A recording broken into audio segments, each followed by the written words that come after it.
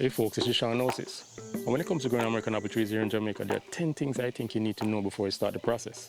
Stay tuned. So number one is soil amendment. Before you start the process, you need to know what type of soil you have.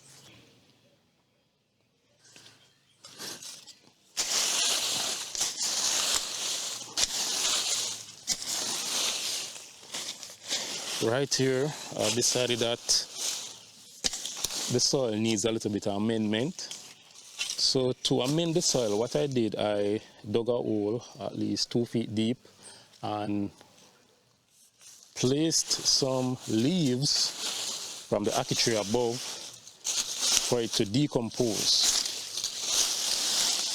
As you can see, you realize that it's starting to come about. And after a month or two, I'm going to burn it to ensure that the proper carbon is deposited back into the soil. So that's number one. You need to know what type of soil you have. If it's sandy, if it's clay, if it's loamy, and if it needs to be amended.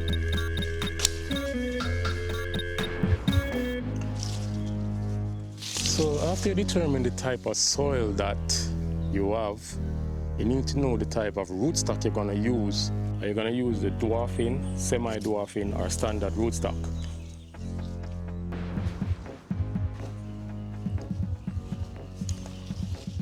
So when it comes to rootstocks, there are a lot of rootstocks on the market. There are 4 that I recommend for my climate in Jamaica. First and foremost, seedling rootstocks, because those are the ones that I started with. And then second, M111.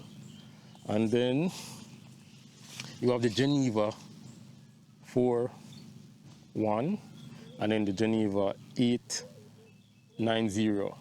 I have the M9 rootstocks and the Geneva 214, but those are still in trial. But so far, those are the 4 that I recommended. Seedling rootstocks, M111, Geneva 4-1, and Geneva 8-90.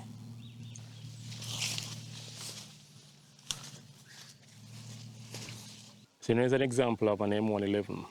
This has Rubaiyat and Wixon and Red Devil grafted on its main roots.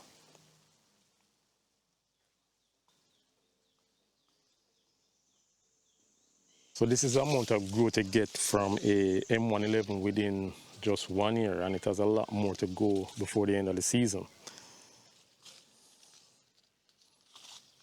And the M111 is considered a semi-dwarf rootstock.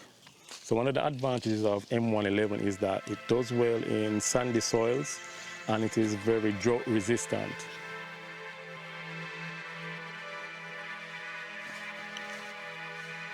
This is Geneva 4-1.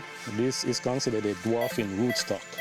And as you can see here, you realize that it got a lot of growth. But because the roots are very shallow, we have to stake it, or else wind or animal damage is a possibility if you don't do that. By the way, this is Golden Delicious grafted on it. So far it's looking very good.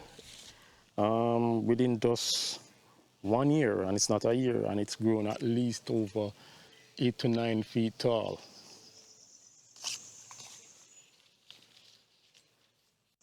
So this is Geneva 890, where Lady Williams grafted on it.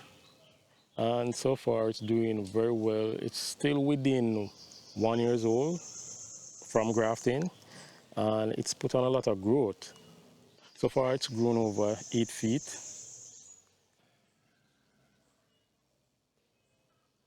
Similar to M111, this is considered a semi-dwarf rootstock. However, it has a lot more disease resistance capability based off the Geneva series. Its resistance to fire blight, replant disease, and other fungal bacterial infections. So after you determine the type of rootstock you're going to use, next you're going to determine the type of varieties that you want. When it comes to growing apple trees, there are many varieties available worldwide, over 4,000 and counting. This is Williams Pride, and it only took 2 years after grafting before it started to bear its first fruits. This is Gold Rush. And similar to Williams Pride, it took 2 years before it started to produce its first set of fruits. So Gold Rush and Williams Pride is a part of the PIR breeding program. This is a program by Purdue, Rutgers, and Illinois University done in the 70s to develop disease-resistant apple. And to show you how much of an impact their research has made, you can actually see the results here in Jamaica. After you determine the type of varieties you're going to grow, you need to ensure that they are able to cross-pollinate each other. Most apple trees are self-sterile and need to be crossed with different varieties for optimal production.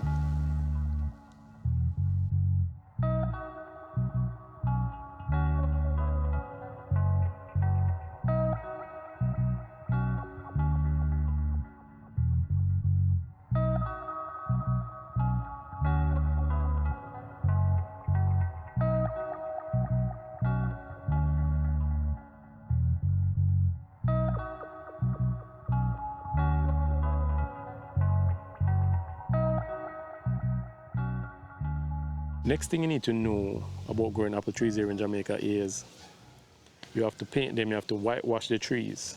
Because of our tropical climate, we experience a lot of heat and a lot of sun. And because apple trees are not native to our climate, they sometimes, not always, get sunburn or sun scald on the bark. So it's very important to actually whitewash the trees or paint them with some form of non-toxic latex paint.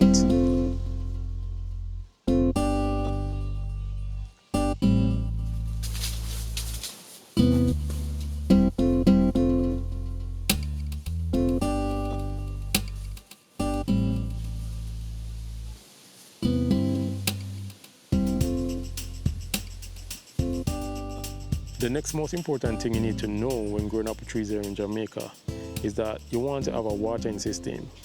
Manual watering or by drip irrigation, which is automated.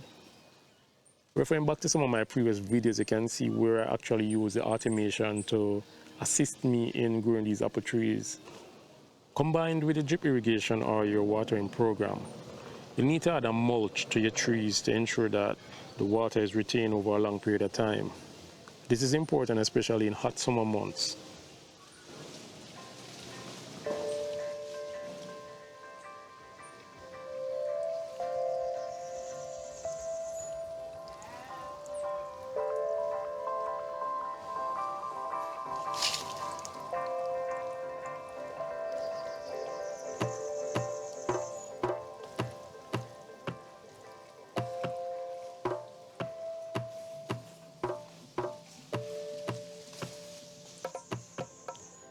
So another important thing you need to know is that you always have to have a pruning shear. Because when it comes to apple trees, you need to prune them so they can be more productive. Especially when you want to train them or even promote more fruits or promote more growth. As I said before, you need a pruning shear.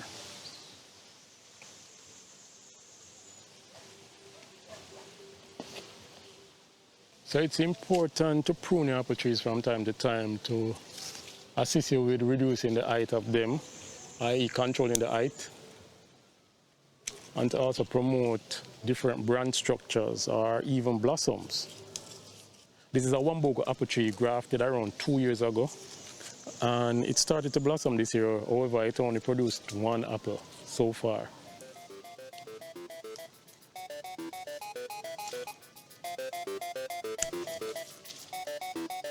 Sometimes trees become stunted and the only way to force them to grow is to actually prune them.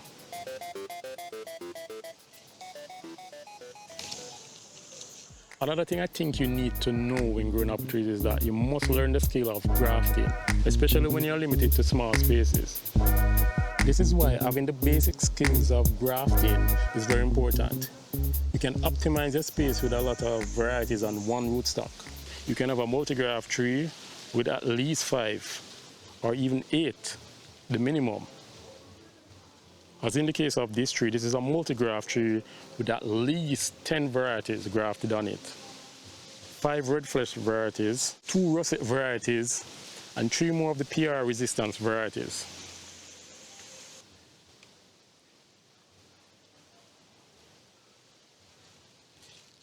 Another important lesson or step you need to take into consideration when growing apple trees here in Jamaica is that you have to train the trees for 1 to 2 years during their first juvenile stage. Typically, I use a training system called a central leader, a modified central leader.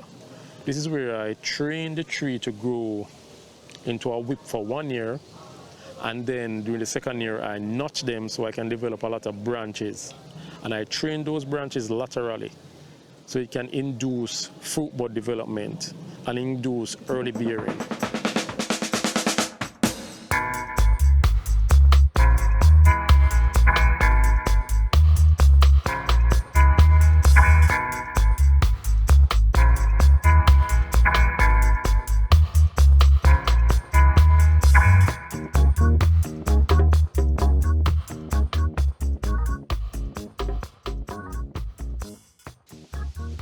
Another thing you must consider is that your first set of fruits are not going to be that large.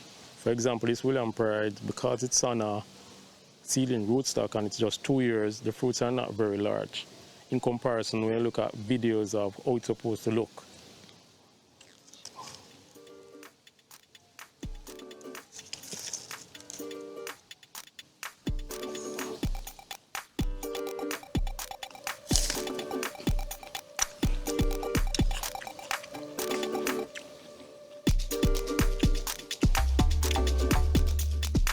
It's very crisp.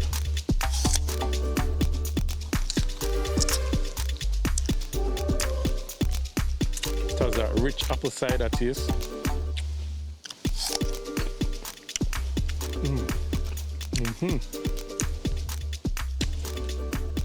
It's very good, a balance of sweetness and tartness and acid.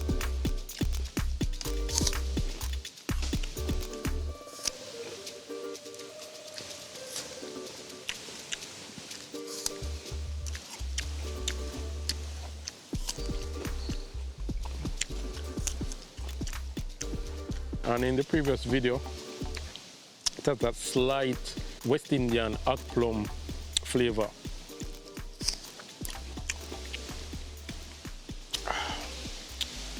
So the second one.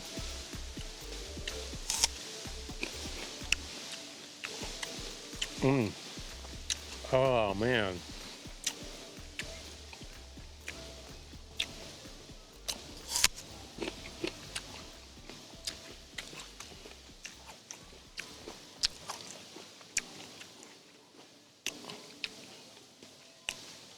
Nice refreshing taste.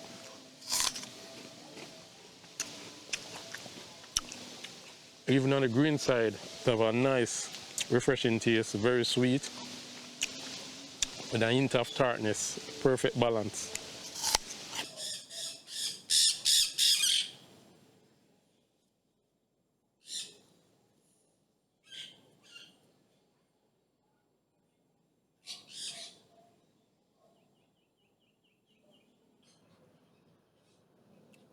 So this is going to be a second taste test to see the quality of Williams Pride here in Jamaica.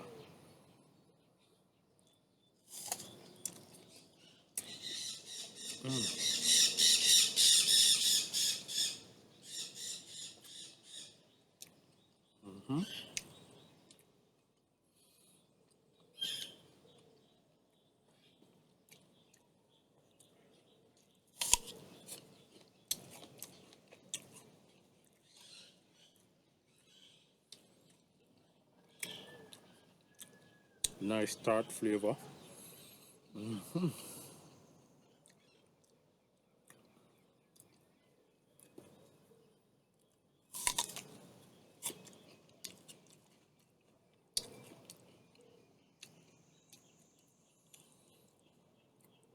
This one is a little bit more tarty than the last one. And so the flesh is very, very white. This one didn't get the bitter pit like the last time.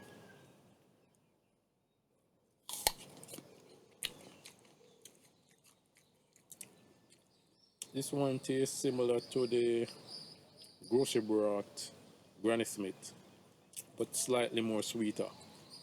Less tart and a little bit more sweeter.